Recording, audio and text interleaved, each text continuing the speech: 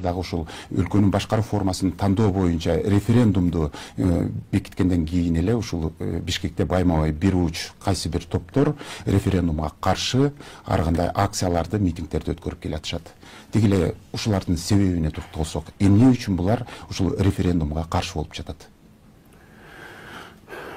Булардын мындай мамлекет үчүн, эл үчүн, стабилдүүлүк үчүн ушу жакшы заман келсин, ушундай бир мамлекетте кандайдыр бир порядок болсун дегенди булар каалабаган адамдар да. Анткени референдумга биз биринчи бир баш мыйзамды алып чыгалы деп этикпи, баш мыйзамды өзгөртөлү, башкаруу системасын мындай бир жөнгө салалы, башаламандык башкаруу система болбосун, бир системага салалы деген күндөн баштап эле булар жок андай болбойт деп чыгышты. Президенттик башкаруу кылалы дегендечи. Анткени парламенттик башкарууну мына 10 жыл көрдүк, 10 жылда мамлекетти сазга батырып таштабады бу баары тең. Анткени бир башчы жок, 120 депутат башчы болду, премьер өзүнчө башчы болду, президент өзүнчө башчы болду. Ошонун кесепетине мына бүгүнкү мамлекетибиз экономикалык жактан, саясий жактан, ички тышкы саясат жактан сазга батып калды. Ошону жок кылалы деп биз президенттик башкарууну кылалы, бир башчы болсун, ичкиби, тышкыбы саясат болбосун, экономикалык жактан болбосун, жанагындай орчундуу ушундай маселелер жаралганда бир киши мойнуна алсын деген саясатты булар жокко чыгарабыз деп чыгышты да. Жок андай болбойт деп. Анан андай болбосо, анда булар эми парламентаризм деп чыгып атпайбы, ошо референдумга каршы дегендерчи. Анан биз мына менин жеке сунушум менен анда конституцияны мындай жылдырып туралы, четке жылдырып туралы, эл менен эсептешип элдин оюн билип алалы деп туруп референдумга чыгарбадыкпы. Парламенттик башкаруу болсунбу же президенттик башкаруу болсунбу деп. Анан булар ушуга да каршы болуп атпайбы? Анткени биз элдин оюн билели деп атабыз да. Эл кайсы башкарууну каалайт? Парламенттикпи же президенттик башкарууну деп. Анан мунун эмнесине каршы чыгат мен таң калам да. Анткени биз эл менен эсептешишибиз керек да. 30 жылдан бери булар эл менен эсептешкенди унутуп калган. Кыргызча айтканда көздөрүн май басып, мына биз ушундай саналуу эле топ чечебиз. Эл силер бай никтосуңар, эч ким эмессиңер. Биздин айткандай болот деп 10 жылдан бери өзлөрүнүн каалагандай конституциясын каалагандай кабыл алып, мыйзамдарын каалагандай кабыл алып келген да. Эл менен эсептешкен эмес. Анан бүгүн биз эл менен эсептешели, элдин оюн билели, көпчүлүк эмнени каалайт экен? Президенттикпи же парламенттикти каалайбы? Ушуну билип алып, ошого жараша анан башкаруу системасын түзөлү десек, ошого каршы чыгып атышпайбы? Көрдүңүздөрбү, бул деген сөз 30 жылдан бери ушул кайсы бир топ өзүнчө бир булардын каржылануусу да аябай жакшы деңгээлде каржыланат экен. Булардын баягы бир ушул коомчулук арасында мындай бир оозунда сөзү бар, тың сүйлөгөн адамдарды алып алат экен дагы, анан ошолорду алдыга коюп коюп эле өзлөрүнүн мындай бир жеке кызыкчылыгын, ушундай бир саналуу гана адамдардын кызыкчылыгын көздөгөн топ ошон үчүн баягы референдумга каршыбыз деп чыгарып атат да. Бирок белгисиз да азыр эртең эл эмнени кабыл алат. Балким булар айткандай чындыгында эле референдумга каршы болуп, жок биз парламентаризмди кабыл алабызбы деп добуш береби көпчүлүгү, же болбосо президенттик башкарууга биз макулбуз, биз ошону кабыл алабы деп добуш берери белгисиз да. Белгисиз да мисалы. Анан ошон үчүн биз мен ойлойт айтайын дегеним ушул референдумга каршыбыз, анан парламентаризмди жактайбыз деп чыгып аткандар, булар менин оюмча да, жеке оюмча, бул аз гана бир мындай бир узкий кызыкчылыкты көздөгөн адамдардын эле тобу да булчу. Садыр мырза, андан кийин дагы мына ушул эки айлампада мамлекеттик телеканалдар дебаттарды өткөрдү. Бирок ушул эки айлампадагы теледебаттарга тең сиз катышкан жоксуз. Сиздин ордуңузга бүгүнкү күндө социалдык тармактарда деле ар кандай ушул серепчилер сиздин ордуңузга жооп берип койгон учурлар көп болуп атат. Сиздин ордуңузга эмне үчүн келбей калганыңызды, кандай себептер менен өзүңүздүн оозуңуздан угалычы, эмне үчүн теледебатка катышкан жоксуз? Теледебаттарды мындай бир өзүнүн программасын, анан ушу алдында келечекте кандай максаттарды көздөйт, жол картасы кандай, экономикалык кризистен кантип чыгат, ички тышкы саясатты кандай жөндө алып барат деген мындай бир жарышты алып барбай эле ушу теледебатка барып алып эле ушак сөздөрдү териштирмей болуп калды да. Өзү негизи теледебаттын дагы биз форматын өзгөртүшүбүз керек да. Баягы бири-бирине суроо бердирип эле, сенин буга эмне сурооң бар, анан сен мынтип койбодуң беле, сен тигинтип койбодуң беле деген эле бир ушак териштирген эле бир дебатка айланды да. Ошон үчүн ал жерге барып ушак териштирип отуруштун эмне кереги бар? Андан көрө мен аны тандап алган жокмун. Андан көрөкчө ошол бир районго, областка же шаарларга же айылдарга барып, ошол жерде түздөн түз элдин көйгөйүн угуп, алардын талаптарын жазып алып, алардын наказдарын жыйнап, кандай арыздары бар, кайсы тармакта проблемалары бар, ошолорду чогултуп алып жүрдүм да. Анан эми айтып атпайбы баягы теледебаттан баягы коркуп анан келбей койду деп. Коркудай мен эмне бир жер саттымбы, эл саттымбы, же болбосо мамлекеттен бир тоок гана менчиктеп алдымбы?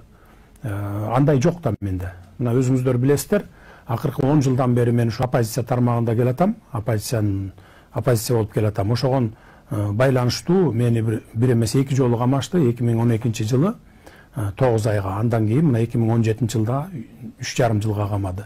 Ошол мезгилдерде бардык менин басып өткөн жолумду, айылга барып ал убакта атамдын көзү тирүү тоок канасына чейин эсептеп, канча тоогу бар, канча эчкиси бар, канча кою бар, ушуга чейин алышты. Менин баскан жолумдун бардыгын карап көрүштү да, анан эч нерсе таппай ошо Каптагаевди областтык губернаторду заложник кылып алдырган деген шылтоо менен камашты да. Анан эгерде мен ушундай эле бир корко турган болсом, же болбосо ошол күнөөм бар болсо, ушу 2012 жылы же 2017 жылы камаганда ушу Каптагаевди заложник кылып алдың деп камабай, мени ошол күнөөлөрүм боюнча, же болбосо ичкен жегеним боюнча, же болбосо ошол жанакы оппоненттерим айтып аткан ушундай бир кылмыштуу фактыларым болсо, ошолор менен камайт эле да. Анан ошон үчүн мен ошол ушак айтышып, ал жерде акыйнеге айтышып ушак териштиргем келген жок, ошон үчүн барган жокмун деп аттар. Эми ошондон сырткары эле өзүңүз да жакшы билесиз, сиз ушул талапкерликке аттангандан бери Кыргызстандагы белгилүү саясатчылар дагы сиз жөнүндө өз пикирлерин билгизип жүрөт. Мына ошолордун бир пикирлери жөнүндө жалпы теле көрүүчүлөрдүн дагы айткан ошол пикир бар экен. Мен сизге окуп берейин. Сиз саясий айдынга кайтып келгенден баштап Кыргызстанда саясий элитамын деп эсептеген бир катар саясатчылар баш оорусуна айландыңыз. Өзгөчө Өмүрбек Текебаев менен кайым айтышуулар азыркыга чейин уланууда. Текебаев мырза сиздин билимиңизден баштап депутат катары өзүңүздү көрсөтө албагандыгыңызды айтты. Аны менен кошо сиз учурда депутат болуп келген Ата журт партиясын Базарбай Темишев деген инсандан 5 жылга ижара алганыңызды айтып жатат. Аны менен катар 2010 жылдан кийин Ата журт айыл өкмөттөргө чейин кызматтарды жиликтеп алгандыгы маек учурунда ачыктады. Суроо туулат, сиздендеги Өмүрбек Текебаевден ала албай жаткан кандай өчү бар? Анан энесин өлтүргөн кишини да Кыргызда мынчалык жамандабайт дейт биздин теле көрүүчү. Текебаев айткандай баягы партияны айтып атпайбы, ушу партияны бизнес кылып анан алыптыр, анан мынча карыз экен, анан бербей кетиптир деген сыяктуу. Партиялык шайлоону, ушу партиялык системаны шайлоо менен келип, ушундай системаны Текебаев өзү түзгөн да. Ал ошо тетиги 15 жыл мурун Өмүрбек Абдрахмановго айткан сөзү бар экен. Бул кийин бара-бара чоң бизнеске айланат партия деген.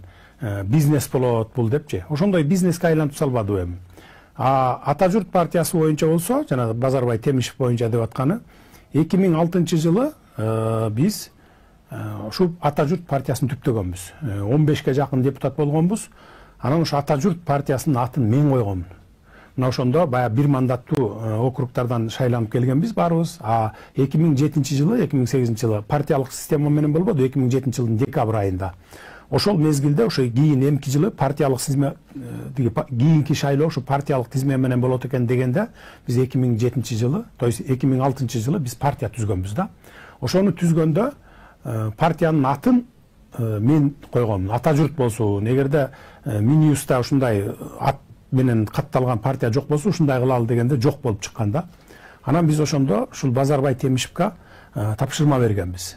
Анын ошо эмгек акыларын төлөп берип турганбыз. Мына ушу партияны сен жылдырып, ишин аткарып, ушундай кылып тургун, сага биз эмгек акылын төлөп берип турабыз деп, анан ошо баягы Адилет министрлигинен кайрадан каттоодон өтүп, то есть жаңы партия ачып ушундай каттап келесиң, аты ата журт болсун дегенде, ал киши өзүнүн эле баягы действующий партиясын, бирок аты жок партия болгон экен, ошону эле ата журт деп баягы перерегистрациядан өткөрүп койгон экен.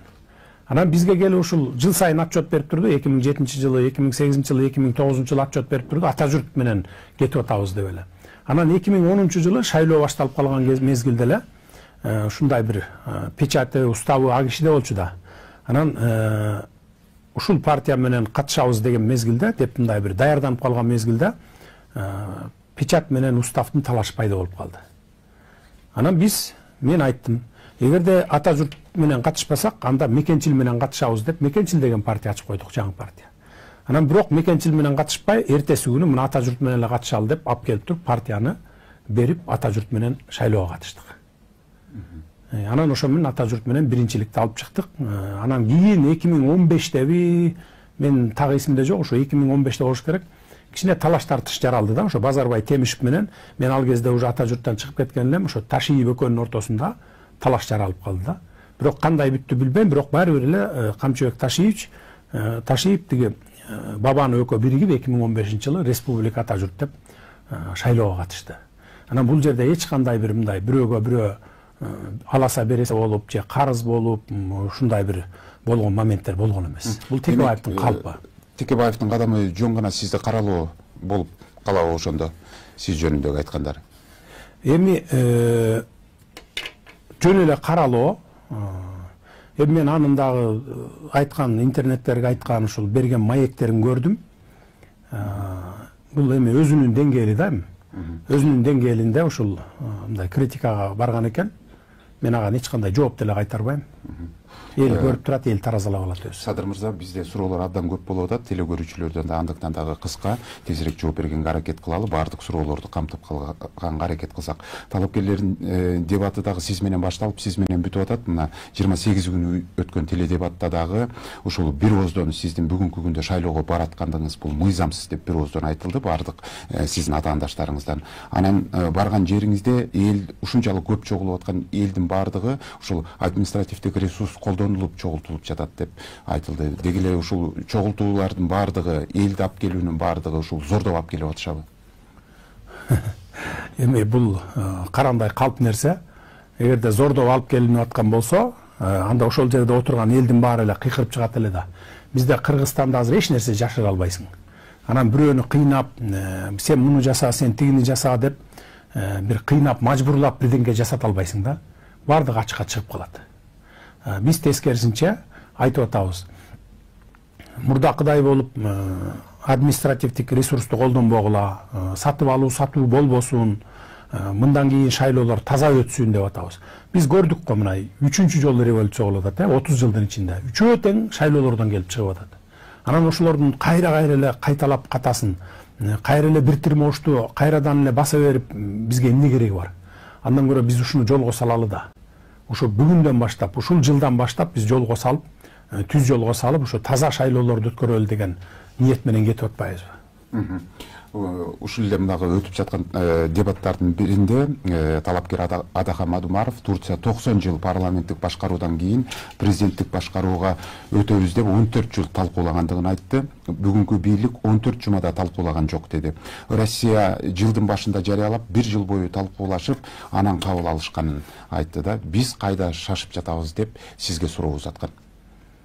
Эми бул жерден Адахан Мадумаровдуку туура эмес, ал айтканы бизге бир күн, бир саат дагы өтө кымбат болчу да ал убакта. Өзүңүздөр билесиңер, 2010 жылы кандай болгон? Кан төгүлүү болду, мародерчулук болду, байларды үйлөрүн барып тоноду, үйлөрүнө чейин өзүлөрүн заложник кылып алып кетип, 2 күндөн кийин, 3 күндөн кийин баягы сатып алуулар болду. Үй бүлөлөрү, аялы, бала чака салып барып $500,000, миллиондогон долларды алып берип сатып алып кетпедиби кайра? Бул жолу болсо, биз болсо бир күндө порядокты келтирдик. Туурабы же туура эмеспи? Өзүңүздөр көрдүңүздөр го мына, элдин баары күбө болду. Эгерде ошол күндөрү биз акыбалды колго алып, ушу жаштарды башкарып койгула, мародерчулукка барбагыла, ушу байларга, бийлерге тийбей тургула, баардыгы мыйзам чегинде болсун, бизге убакыт гана бергиле, убагында баардыгын иллюстрация кылабыз деп ушинтип жөнгө салып кетпегенде 2010-жылкыдан да жаман болот эле. Анткени ошол жерде аянтка келген эл, аянтка келген жаштар ушул жерге алып келип туруп, азыр биз баардыгын тазалап, иллюстрация кылып, анан кетебиз деп калган ушундай бир маанайда болчу да. Биз аларды түз жолго салып, тынчытып, ушундай кылып анан бир күндө ушул конституциялык поля менен кетели, 2010-жылдагыдай декреттерди кабыл алып, анан чет өлкөлөр ушу өзлөрүнүн баягы чек араларын жаап салып, биз ушундай бир курчоодо калып калбайлы деп түшүндүргөндөн кийин биздин жаштар түшүндү. Анан биз ошол тез арада ушул реформаларды кылабыз деп, ушул реформалар менен гана кетип атабыз. Биз мыйзам таласынан азыр айтып атпайбы, мыйзам таласынан чыгып кеттик. Анан бизде мыйзам жок, анан мыйзам 2010-жылдагыдай болгон жок да. 2010-жылы мыйзам таласынан чыгып кеткенбиз. Чыгып кетип, анан декреттерди кабыл ала баштаганбыз. Туурабы же туура эмеспи? 90дон ашык адам өлгөн, 1000ге жакын адам жарадар болгон, мародерчулук болгон, талаптоочулук болгон. Бунда андай болгон жок да. Конституциялык полядан биз 1 сантиметр жылган жокпуз, чыккан жокпуз. Президент жок болду ал убакта. Премьер-министр өзүнүн арызын жазып берип кетип калды, качып кетти баары тең.